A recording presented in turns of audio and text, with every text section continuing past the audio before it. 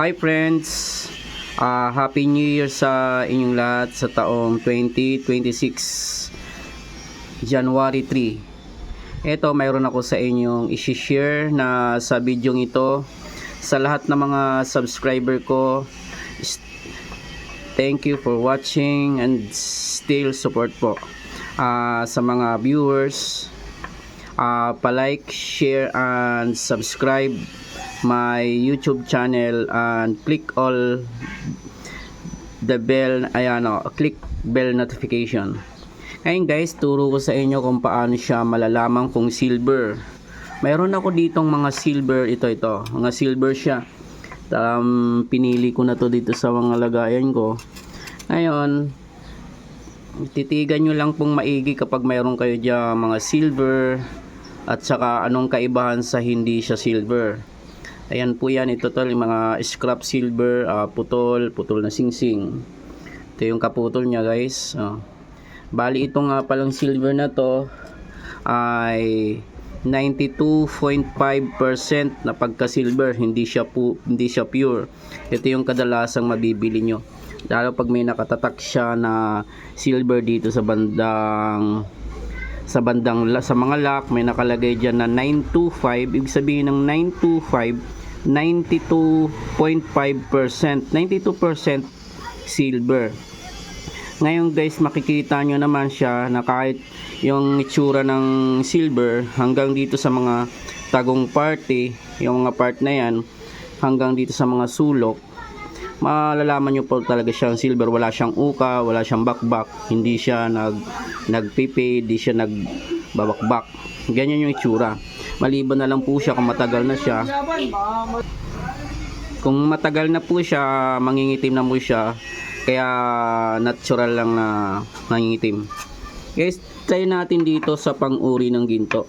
Iuriin ko to. Pag ikinuskus mo dito sa makinis na bato, kulay itim, ikiskis mo siya ng isang side lang para makukuha natin yung pinaka kulay niya at saka pinaka ilalim na parte.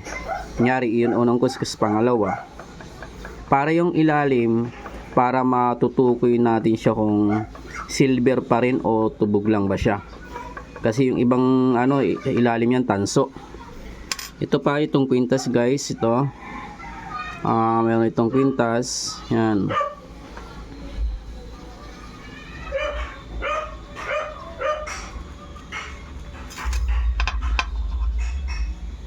Ito lalagyan ko siya, meron siya mga yan kulay puti siya. Ngayon, ano ang mangyayari kapag nilagyan siya natin ng nitric acid? Nitric acid, pang-uri sa ginto. Kung mapapansin nyo po siya, nabura siya. Hindi kagaya ng ginto na kapag kinuskus mo kulay pula, kulay yellow, kulay rose gold, yellow gold, white gold. Kapag white gold, kulay puti, magpupula siya. Kapag mga yellow gold o rose gold, kapag nilagay mo na yung liquid na nilagay ko, nitric acid, hindi siya mabubura. Pagdating naman sa silver, iba po, nabubura po siya. Ngayon, hindi yan yung pinakabatayan para malaman natin kung silver ba talaga siya o hindi. Itatry natin tong buhusan ng asido, kung ano ang mangyayari. Kailangan guys, hindi siya kukulo maliban na lang kung mayroon siyang dumi yung silver nyo, kukulo yun. Nahaluan ng dumi, nahaluan ng awan ng dumi. Yan, ganyan lang po ang reaction niya. Hindi siya kumukulo kapag nilagyan siya ng asido. Yung makikita mo siyang puti, yan, nagano lang siya. Hindi siya nagkukulo. Kasi kapag kumulo yun guys, sa mangyayari doon, tanso po yun, hindi yun silver. Dito guys, titigan nyo to. Yan, ulitin ko. Pag pinatakan ko siya ng asido, yung makintab na silver na yan, mag-iiba siya ng kulay lang. Para siyang nagano lang siya. Ganyan lang, titigan nyo lang. Yan silver. Kapag kumulo guys, hindi siya silver. Ngayon, yung tanso kasi guys, kapag pinatakan mo siya, kukulo yun. Ito hindi kumulo. Ngayon, pag kinuskus mo yung tanso, nabubura naman din. Ang kaibahan lang sa silver, Ganun nga. Pag pinatakan ko siya, ganito lang po ang reaction niya. Yung pa, yan, ganyan lang. Yan. Yung para lang siya nag-iba ng kulay, lumabo lang yung pagkaputi. Yan yung silver. Yan. Iwasan nyo pong mabasa yung kamay nyo ng nitric acid kasi maninilaw. Para for safety na rin guys. Ngayon, next kong ituturo guys, kung paano siya timbangin to. Kasi ibebenta ko to guys para inaalam ko kung paano natin timbangin, kung ilan ang tinggabang, ilang gramo ang kalalabasan. Next guys, alamin natin kung ilang gramo nga ba yung ganito. Tititigan mo to, itong part na to, yung tusok, itulis, kailangan siya sentro dyan sa gitna. Kung hindi siya sumentro, tansyahin nyo na lang po. Ngayon, ilalagay ko tong silver dito sa side. Kasi para mas mabigat dito onte, hindi siya pumapantay. Yung ganito, yung ganitong 10 centavos yung noon, yung isda, 1.5 grams yan. Ito, 1.5 grams. 1.5 grams. Ayan, puro 1.5 grams. Kapag dalawa na siya guys, 3 grams. Kapag mayroon akong 4 na G's, 6 grams. Ngayon, ilalagay ko na rito sa kabila. Ito 6 grams na to. 6 grams mas mabigat pa rin. 6 grams plus 3, 9 grams plus 3,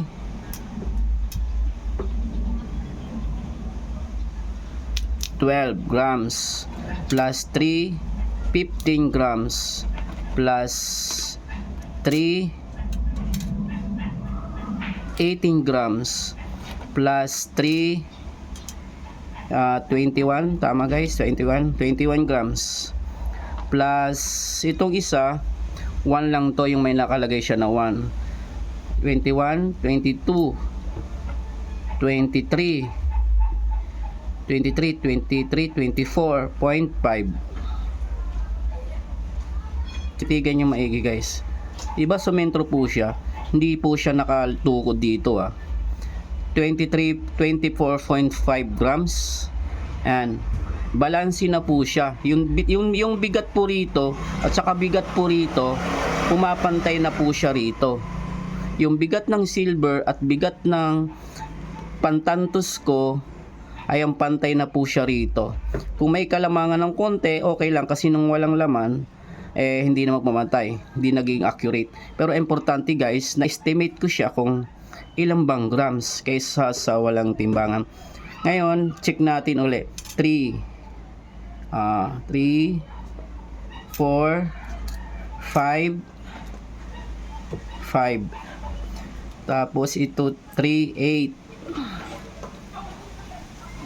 8, 11. Ulitin ko guys, nalito na ako. 3, 6, 9, 12, 15, 18, 21, itong isa 21, 22, 23, 24.5. Ay, yung timbang nito guys, 24.5. Ngayon na alamin naman natin kung magkano ito mabibenta. 24.5 grams na silver, kung magkano ang 1 gramo. Patuloy nyo lang guys panuorin ng video ito. Dadalhin ko to sa bintahan sa ngayon.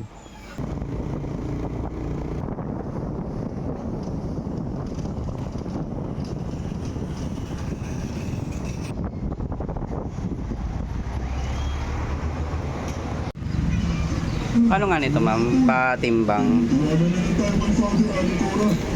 Ilan siya?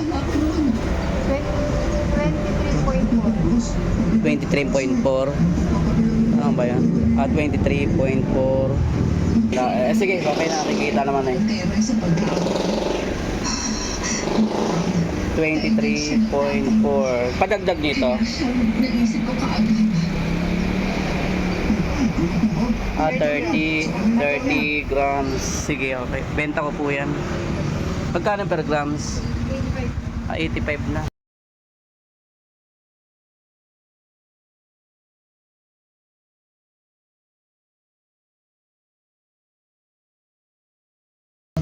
Hindi pa rin tumasikaso agad si Father. Sige. Kundi sa susunod na Magkano? 2,000. bumalik kami sa presinto. Nasa Ayan, isang 2,550, 30 grams.